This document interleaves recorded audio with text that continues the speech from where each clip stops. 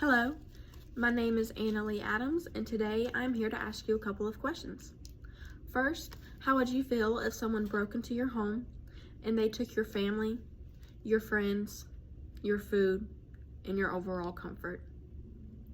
And then how would you feel if that person were to receive a federal holiday and that person were to be celebrated for generations to come for doing so?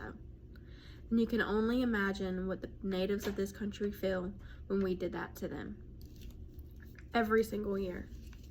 Now, what is this holiday, you may ask? The holiday is Christopher Columbus Day. And I know what you're thinking. In 1492, Christopher Columbus sailed the ocean blue and he discovered America. But that rhyme taught to us in school could be the furthest from the truth. In fact, Columbus didn't even find America.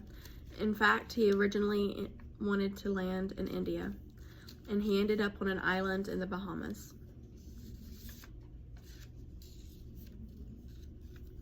And despite the island already being populated, Columbus claimed that land for the king and queen of Spain. But taking their land was not enough for Columbus, because he then took the natives of that island captive and as prisoners. He forced them to dig up gold and to give them their natural resources, such as the gold, the birds, and various plants.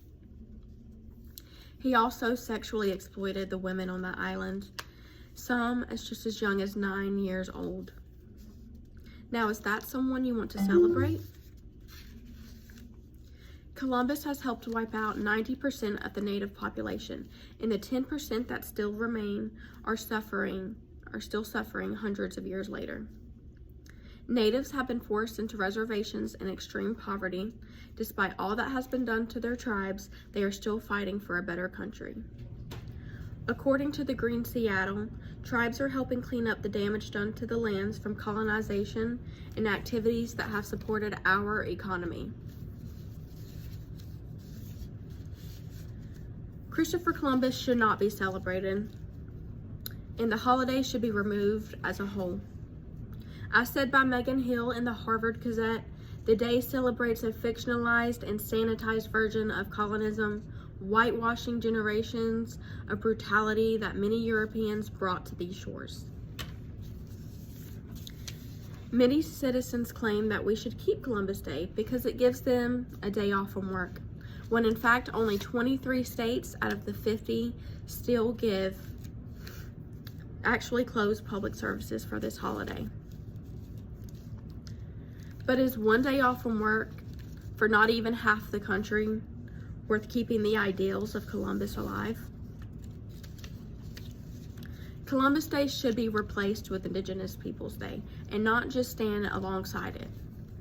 The significance of Indigenous Peoples Day is to bring awareness and education about the natives who are still very much suffering because of Columbus's actions.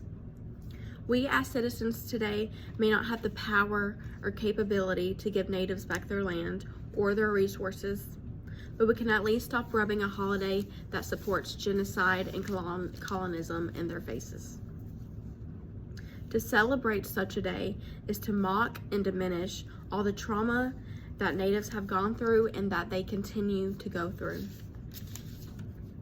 According to the Charlotte Observer, the holiday was only just formally recognized by a sitting U.S. president in the year of 2021 and has since been declared a national holiday, but it is not yet federally reserved.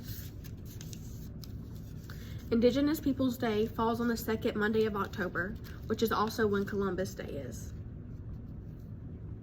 And even though Indigenous people now have a national holiday, Columbus Day should be removed as a federal holiday altogether and not just be shared with them.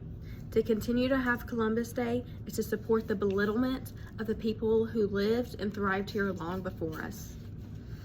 It is counterintuitive and it is